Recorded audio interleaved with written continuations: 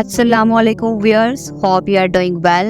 It's me Aisha and welcome to my YouTube channel English with Aisha. Viewers, ये English course ऐसे learners के लिए design किया गया है जिनको बुनियादी इंग्लिश भी नहीं आती और वो ज़ीरो से इंग्लिश सीखना चाहते हैं। इस कोर्स की खास बात ये है कि ये कोर्स आपको कम वक्त में इंग्लिश सिखाएगा। इस कोर्स की वीडियोस बनाते वक्त हम टाइम का खास ख्याल रखते हैं और सिंपल और डायरेक्टली आपको सिखाने की कोशिश करते हैं ताकि आप बोर भी ना हो और कम वक्त में ज्यादा से ज्यादा इंग्लिश सीख सकें। तो आइए हम हमारे पहले लेसन का आगाज करते हैं। व्यूअर्स, हमारे चैनल को सब्सक्राइब और लाइक करना मत भूलिएगा ताकि हमारी हर नई आने वाली वीडियो का नोटिफिकेशन आपको मिल सके। हमारा आज का टॉपिक है इज एम आर का इस्तेमाल। लर्नर्स इस एम आर का बाकायदा इस्तेमाल सीखने से पहले आइए ये जान लेते हैं कि ये है क्या। लर्नर्स इस एम आर एक्चुअली में हेल्पिंग वर्ब हैं। इनको हेल्पिंग वर्ब क्यों कहा जाता है? क्या ये किसी की हेल्प करते हैं? जी हाँ, ये मेन वर्ब की हेल्प करते हैं। लर्नर्स इस एम आर को हमेशा मेन वर्ब से पहले लिखा जाता है जो कि हमें ये बताते हैं कि कोई भी काम या कोई भी एक्शन किस जमाने में हुआ है, प्रेजेंट में हुआ है, पास्ट में हुआ है या फिर फ्यूचर में हुआ है। आइए इनके बारे में थोड़ा और जान लेते हैं कि इनका ताल्लुक कहाँ से है और इनकी रूट क्या है। लर्नर्स एक लफ्ज आपने याद रखना है, बी। बी का मतलब होता है होना या हो जाना। इस एम आर बी की शाखें हैं। फर्ज करें हम यहाँ पर बी को एक दख्त मान लेते हैं और इस एम आर इसकी शाखें हैं। इसका मतलब होता है, एम का मतलब होता है हूँ, आर का मतलब होता है हैं। लर्नर्स आपको ये तो पता होगा कि इनका इस्तेमाल कैसे करते हैं हम। फॉर एग्जाम्पल, अगर मैं कहती हूँ वो खुश है तो मैं कहूंगी शी इज हैप्पी। अगर मैं कहती हूँ मैं खुश हूँ तो मैं कहूंगी आई एम हैप्पी। और अगर मैं कहती हूँ वो खुश हैं, अगर मैं ज्यादा लोगों के बारे में बात कर रही हूँ तो मैं कहूंगी दे आर हैप्पी। लर्नर्स आपको ये तो पता ही होगा कि इसका इस्तेमाल हम किसी सिंगुलर चीज या शख्स को जाहिर करने के लिए करते हैं और एम का इस्तेमाल हम आई के साथ करते हैं। इसमें तो कंफ्यूज होने की जरूरत ही नहीं है क्योंकि हमेशा एम का इस्तेमाल आई के साथ ही होता है। और आर का इस्तेमाल हम प्लूरल के साथ करते हैं, यानी एक से ज्यादा चीजें या एक से ज्यादा अशखास। ठीक है, एक से ज्यादा लोगों के लिए हम आर का इस्तेमाल करेंगे। तो ये इज एम आर क्यों यूज होते हैं बी की जगह? क्योंकि बी का मतलब होना होता है। अब हम कोई भी फिक्रा बोलते हैं तो उसमें होना ही तो नहीं आएगा ना।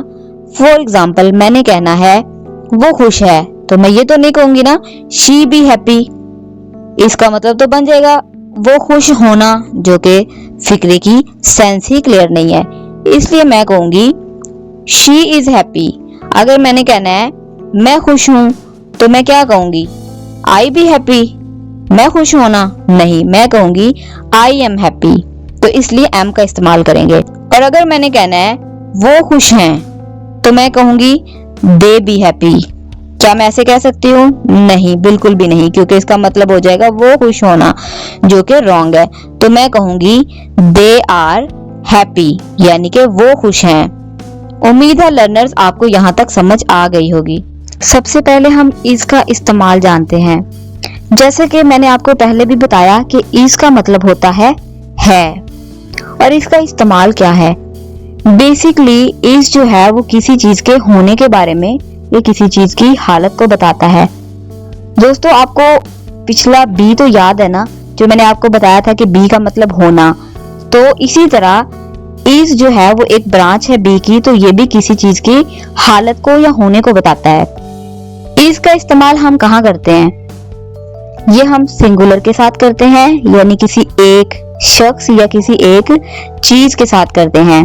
ठीक है, किसी एक शख्स या किसी एक चीज के साथ हम इसका इस्तेमाल करते हैं। लर्नर्स, अब हम कुछ एग्जांपल्स के साथ इसको समझने की कोशिश करते हैं। ये एक मेज है, दिस इज अ टेबल। वो एक डॉक्टर है, ही इज अ डॉक्टर। वो एक पायलट है, she is a pilot. John मेरा दोस्त है, जॉन इज माई फ्रेंड।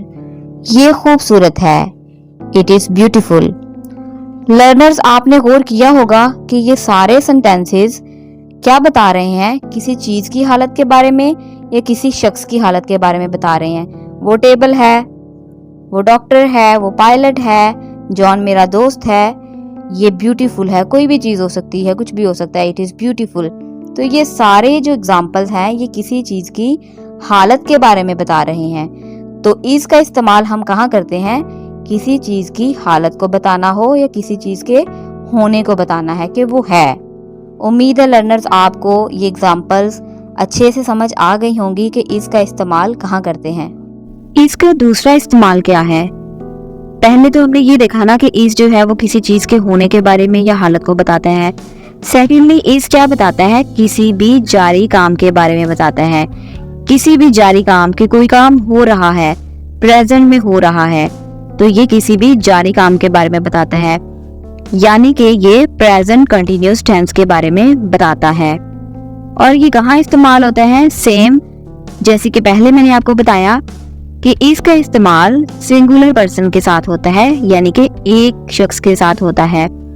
आइए अब हम इसको कुछ एग्जाम्पल्स के साथ समझने की कोशिश करते हैं। वो केक बना रही है, she is baking a cake, ये सही काम कर रहा है, it is working properly. James car drive कर रहा है, James is driving a car. वो फिल्म देख रहा है, he is watching a movie. Doctor मरीजों का मायना कर रहा है, doctor is checking the patients. Learners, आपने देखा कि ये सारे सेंटेंसेस क्या बता रहे हैं, ये सारे सेंटेंसेस किसी काम के जारी होने के बारे में बता रहे हैं।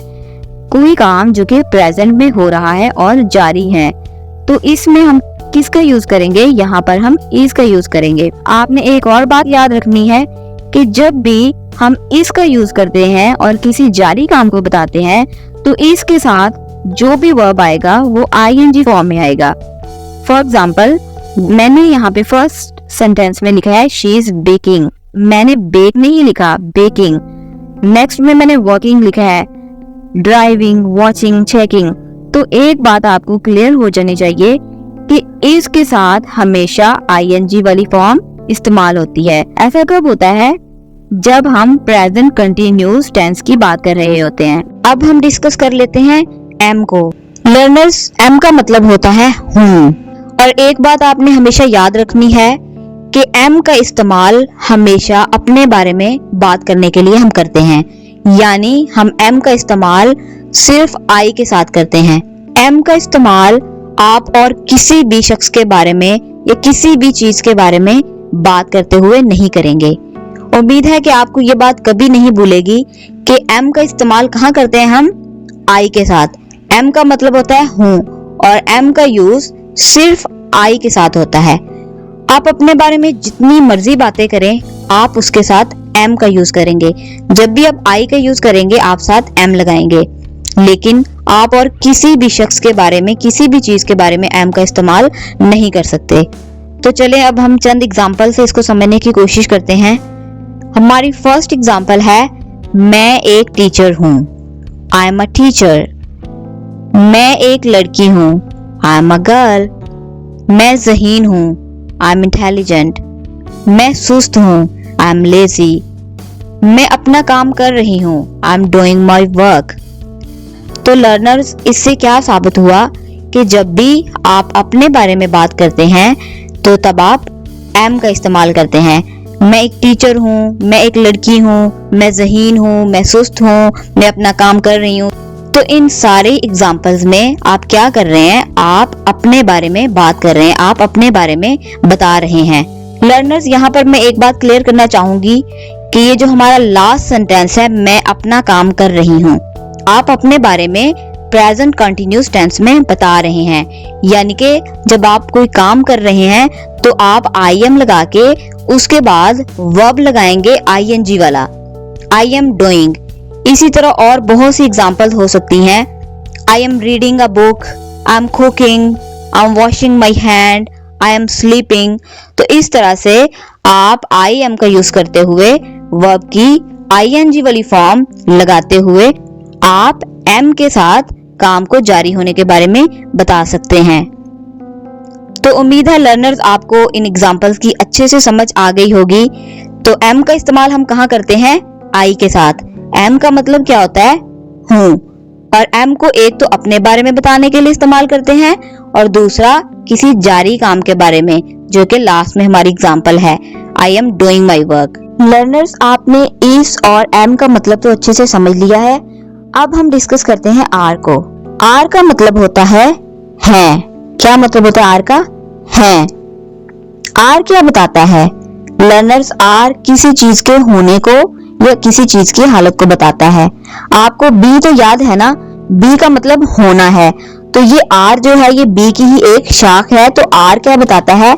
किसी चीज के होने को या किसी चीज की हालत को बताता है। आर का यूज हम किस सब्जेक्ट के साथ करते हैं? लर्नर्स आर का यूज हम करते हैं प्लूरल पर्सन। प्लूरल से मुराद दो या दो से ज्यादा, ठीक है? वो पर्सन भी हो सकते हैं, वो चीजें भी हो सकती हैं। इसके अलावा हम कौन सा सब्जेक्ट यूज करते हैं आर के साथ?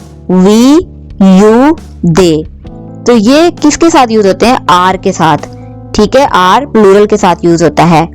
आइए अब हम इसको कुछ एग्जांपल्स के साथ समझने की कोशिश करते हैं। हमारा पहला सेंटेंस है, हम तालिबे इल्म हैं। We are students. तुम डॉक्टर हो। You are a doctor. तुम मेरे दोस्त हो।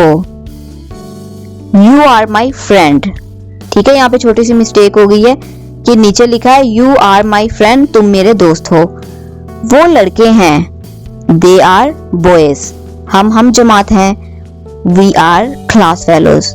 तो लर्नर्स ये सारे सेंटेंसेस क्या बता रहे हैं? ये किसी चीज के होने को बता रहे हैं या किसी चीज की हालत को बता रहे हैं। हम तालिबे इल्म हैं, होने को बता रहे हैं। तुम डॉक्टर हो, तुम मेरे दोस्त हो, वो लड़के हैं। ये सारी चीजें किस चीज को बता रही हैं? ये सारे सेंटेंसेस बता रहे हैं किसी चीज के होने को बता रहे हैं। तो लर्नर्स यहाँ पर मैंने 3 चीजें डिस्कस की हैं।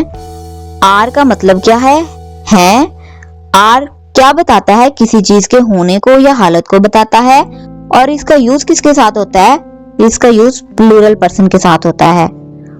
अब हम नेक्स्ट देख लेते हैं जी कि आर का इस्तेमाल हम प्रेजेंट कंटिन्यूअस टेंस में कैसे करते हैं। लर्नर्स आर का इस्तेमाल हम किसी भी जारी काम के बारे में बात करने के लिए करते हैं। कोई भी जारी काम जिसे 2 या 2 से ज्यादा लोग कर रहे हो, तो उसके साथ हम किसका यूज करेंगे? आर का। यानी कि आर का यूज हम करेंगे प्लूरल के साथ। जैसे कि मैंने आपको पहले भी बताया कि 2 या 2 से ज्यादा चीजों के साथ या लोगों के साथ। और इसके अलावा आर का यूज कहाँ होगा? वी, यू, दे, इनके साथ हम आर का यूज करेंगे। तो लर्नर्स मैंने क्या बताया कि आर का इस्तेमाल किसी भी जारी काम के बारे में बात करने के लिए होता है जिसे 2 या 2 से ज्यादा लोग कर रहे हो। तो आइए अब हम चंद एग्जांपल्स के साथ इसको मजीद समझ लेते हैं। हमारी फर्स्ट एग्जांपल है, हम घर जा रहे हैं। We are going home. वो पढ़ रहे हैं। They are studying. हम दौड़ रहे हैं। We are running. तुम सो रहे हो। You are sleeping. लड़के खेल रहे हैं। Boys are playing. Boys plural है तो इसलिए बॉयज। लर्नर्स आपने एक बात और याद रखनी है कि जब भी आर का इस्तेमाल होता है तो हम क्या करते हैं? जो भी वर्ब आता है आगे वो आईएनजी वाला होता है। जिस तरह मैंने आपको इज का और एम का इस्तेमाल बताया कि इज और एम के बाद वर्ब के साथ आईएनजी आएगा, इसी तरह आर के बाद भी जो हम वर्ब यूज करेंगे तो वो आईएनजी वाला यूज करेंगे। तो ये सारे सेंटेंसेस क्या बता रहे हैं? हम घर जा रहे हैं, वो पढ़ रहे हैं, हम दौड़ रहे हैं। ये क्या बता रहे हैं? ये किसी काम को जारी होने के बारे में बता रहे हैं कि कोई काम जो है जिसे 2 या 2 से ज्यादा लोग कर रहे हैं वो अभी जारी है। रहे हैं क्या बताता है? कि काम जारी है। तो उम्मीद करती हूँ लर्नर्स कि आपको इस आर एम का इस्तेमाल अच्छे से आ गया होगा। लर्नर्स अगर आप इस टॉपिक को और अच्छे से समझना चाहते हैं या आप जानना चाहते हैं कि इस टॉपिक की समझ आपको कहाँ तक आई है, तो आपके लिए कुछ फिक्रे तैयार किए हैं। आप इज एम आर का यूज करते हुए इन सेंटेंसेस की प्रैक्टिस कर सकते हैं। आप अपनी प्रैक्टिस हमें कमेंट्स में सेंड कर सकते हैं, हम आपकी प्रैक्टिस जरूर चेक करेंगे। तो मिलते हैं नेक्स्ट लेसन में, तब तक के लिए अल्लाह हाफिज।